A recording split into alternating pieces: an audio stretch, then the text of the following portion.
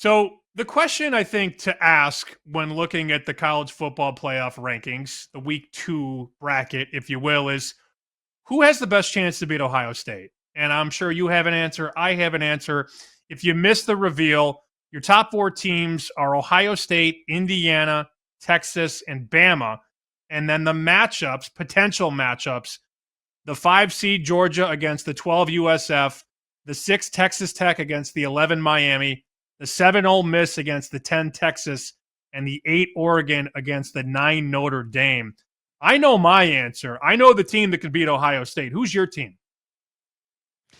Yeah, it's going to sound crazy for a lot of people. It's the number 2 team on that list, and we may see it in the Big Ten title game. It's Indiana, man. Gus Johnson, I think he's a believer. He's a buyer. This team feels like, and it sounds cliche, a bit of a team of destiny. And I still can't get out of my head the brain stain that I have of the clobbering my Illini suffered at the hand of the Hoosiers earlier this season, which they lost 63-10.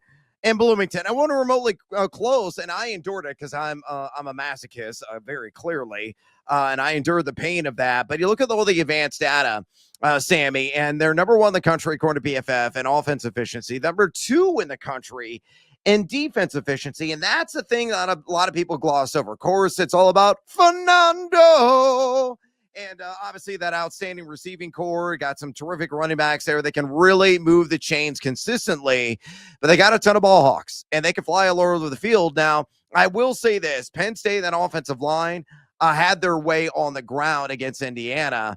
They had an off night in the trenches defensively, but, they still won the game. They found somehow, some way to score the dub. So I can't wait. And I hope they go toe-to-toe in the Big Ten title game. Indiana, I think, is going to give Ohio State all that they can handle, if not beat them outright. They're my pick.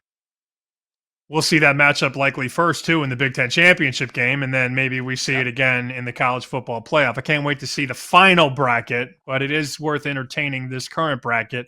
Look, you got to score to beat Ohio State. You can't be a team that just can't put the ball in the end zone. And I think that wipes a nice chunk of teams out. But it's going to have to be a team like Texas Tech. It'll have to be a team like Ole Miss, but then Ole Miss is a mess on defense. I think the best offense that Ohio State could really struggle with is Notre Dame. Now, again, Notre Dame has certainly some questions to answer. Notre Dame hasn't beaten the 2 best teams it's faced, but CJ Carr was playing his first 2 collegiate games. In the second game, by the way, they lost in a game where they scored 40 points. But that running attack, their O-line, and those 2 backs who were both going to be playing on Sundays really, really soon, that's a running attack and a passing game that I think could go up the field on Ohio State. I can't wait to see that if it does happen, but Notre Dame's got to get through, buddy. They got to win out, and they're going to need the committee to fall in love all over again. I don't think that's that big of an issue because Notre Dame brings a lot of things to the table, but Notre Dame has to win out. If they get in and they play Ohio State, I think they have the talent to move the ball against this defense. Yeah, I could see that. Notre Dame right now, and I think the advanced data really backs it up. The Fighting Irish are number 3 according to PFF in offense efficiency. They're not, slouches defensively, number 17. But you're right. You look at the rest of the season schedule at Pitt. That could be a pitfall potentially for them. And then you get Syracuse at home. They will win that one. Then they should handle business with relative ease against the Stanford Cardinals. Shout out to my former colleague, Tank Williams, as one of the assistant coaches on that staff. The Pitt game is the one to circle. If they win that one, they win out. They're very much going to be in the conversation. And I wouldn't sleep on Texas Tech either, man.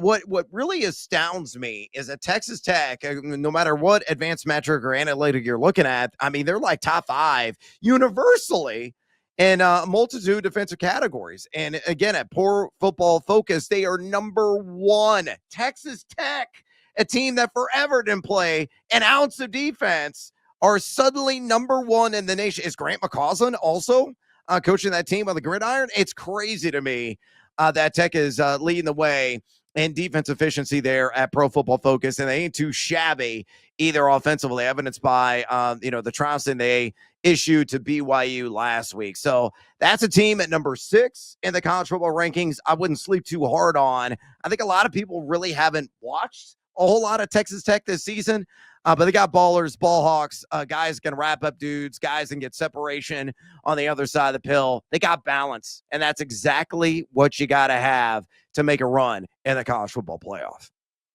I just got a text 10 minutes ago. I had sent one out before the show started. I said, help me out. Help Brad out.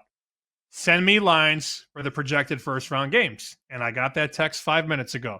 So I think we should do a little rapid fire here. We got 4 games, and I've got 4-point spreads. All right? First game, number 5, Georgia, and number 12, USF. Georgia minus 19.5. Ooh. 19.5. Oh, Captain Hookie. Shiver me timbers. Big number. Big number. I'll take South Florida, man. I'll take South Florida. They got some big wide receivers. That's the thing I've noticed and watched them a couple times this season. That offense can really rev the engine. And with a number that large, you know what's always open? The back door. It's wide open. So I'll take USF to cover. Georgia will win. But I think the Bulls will indeed get the cover plus 19.5. Man, can USF get any stops? That's my only question. Can they stop the physicality of the Georgia running game? That's what I did. I think you might look up at halftime and that can be 28-7. And then you're like, uh-oh, the live number's 31. You know what I mean? Like, that's my only concern if they don't get any stops. All right, game 2, Texas Tech, Miami, the 6 against the 11. Texas Tech minus 4.5. Oh, it's down. You had 5.5 at the dock. So, I would take Texas Tech. Again, I already mentioned it. Number 1 in the nation, folks, in defensive efficiency. They are locking teams down. They are suffocating. They are stifling on that end of the field. And again, there are no pushovers on offense. Evidenced by the fact that team is number 18 in the country in offensive efficiency. So, I would lay the points of Texas Tech. I think they'll win by 10 plus. Let's pull the curtain back. The numbers in the rundown are my numbers. The numbers I'm reading are from Vegas. I was pretty close, though, on both of those. Okay. I was pretty close. Yeah. It was only a half point off on Georgia and a point off on Texas Tech. This one, I got dead on. This one was easy, though, because the two teams are basically equal on a neutral. So what did Vegas do? Ole Miss minus 3 against Texas because the game would be at the Grove. Yeah, we'll see if Texas even gets in. I'm still not thoroughly convinced of that fact. I mean, we're going to find out this weekend against UGA, right? I mean, that would be a major step in the right direction. And, you know, what version of Arch Manning are we going to see? A phenomenal defensive team. There's no doubt about that. That is not an exaggeration in any way, shape, or form. Ole Miss, you mentioned it, outstanding offensively, defensively, susceptible, vulnerable, leaky. Man. Assuming this matchup were to happen, I say, all right. Give me the fighting Matthew McConaughey's. I'll take Texas plus 3. Yeah, I don't trust this Ole Miss defense. I just don't. Now, Texas is a lot like the Bills in the sense that there's no consistency between offense and defense. Just feels like they can't get on the same page ever. They're either really good on defense or really good on offense, and then the other side doesn't really carry its own weight. But I would take 3. With Texas. And then this one I was a little bit high on. Oregon and Notre Dame. I made it 4. This bookmaker says Oregon minus 2.5. That's a lot of respect for Notre Dame, huh? I know. Brad Evans leaning back in the chair. Woo! That's a low number from Vegas. Yeah, man. That's a great number. That's a great number. Get out of here with the Notre Dame. Get out of here. Go with your Rudy Rudiger jersey. Forget about it. I'll take Oregon. I'll lay the 2.5. I love that number. If it was at 4, honestly, I might go the other direction in Notre Dame. I think Oregon would win this sucker by exactly a field goal boot. What really impressed me more than anything else, Sammy, was Oregon's performance last week against the Iowa Hawkeyes. Monty is working the video board here on BetMGM tonight. A diehard, because he went there, Iowa fan. He couldn't get Illinois, so he had to go to Iowa. And he loves his Hawkeyes. And they put up a fight, man. They really did. I bet on Iowa, plus 6.5. They scored the cover, so thank you, Monty and your Iowa Hawkeyes. But it shows they could play variable styles. They could play a back alley brawl kind of game, and that's what that was.